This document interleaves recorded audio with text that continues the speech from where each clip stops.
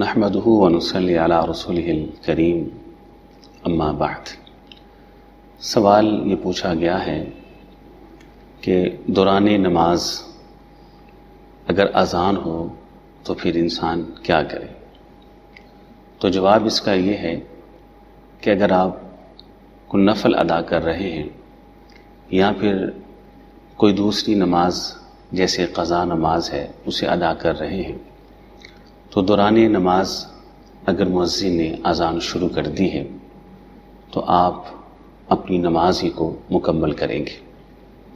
آپ نماز ادا نہیں کر رہے اور مؤذن نے اذان کہہ دی تو آپ اذان کو سنیں گے، اپنی نماز کو شروع نہیں کریں گے۔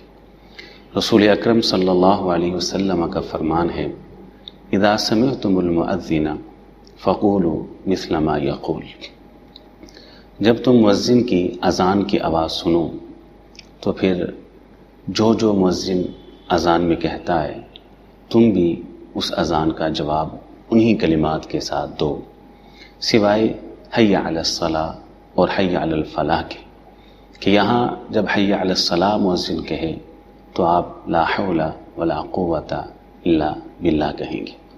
تو یہ حدیث اس بات کی دلیل ہے کہ اذان جب شروع ہو جائے تو آپ اذان سنیں گے اور نماز شروع نہیں کریں گے، اور اگر آپ نماز ادا کر رہے ہیں دوران نماز مؤذن نے اذان شروع کر دی تو آپ اپنی نماز کو مکمل کریں گے۔